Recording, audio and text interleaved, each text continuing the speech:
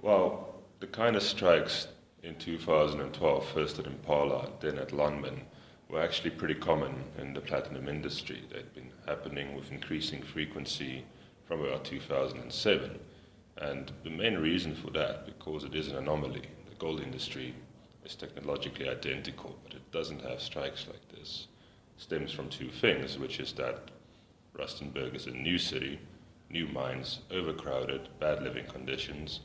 Secondly, the platinum mines use contract labor on a massive scale, and the tradition of illegal wildcat strikes by workers who are not unionized started at the contractors, not so much the actual company.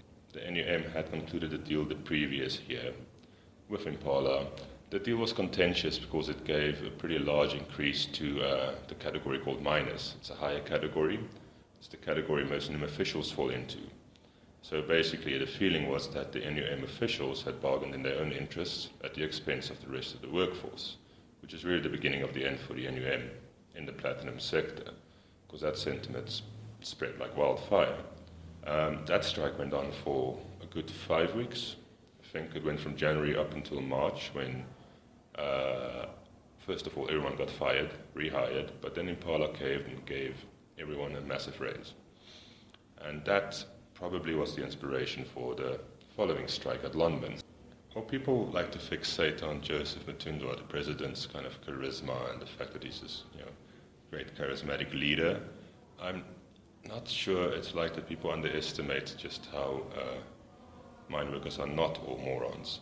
I think they genuinely needed a channel to speak through, and AMCU had, in the previous few years, through large strikes at other mines, demonstrated itself to be very much a fighting union, one that's ready to take risks and not play by the rules, which is precisely what they needed.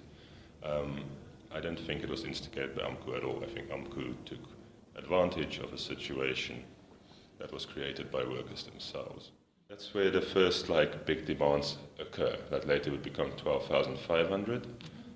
In that first week at Impala, people were saying 9,000 after tax, which subsequently became 12,500 before tax.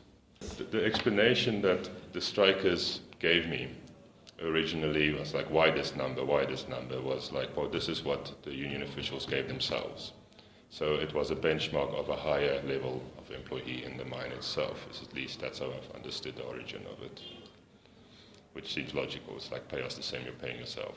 I've been covering large illegal strikes in platinum for years at that point. I mean, this was larger than usual, but still, it's what you've been used to in platinum. I was on the day, I wasn't in Rustenburg. I was conducting an interview with, I forget who, in Sandton. Got in my car, turned on the radio, heard the news. I almost crashed my car. It was so completely beyond the pale. Nothing like this had ever happened. I'd been a mining and labor journalist for a good couple of years at that point. It was, completely astonishing. It came out of the blue.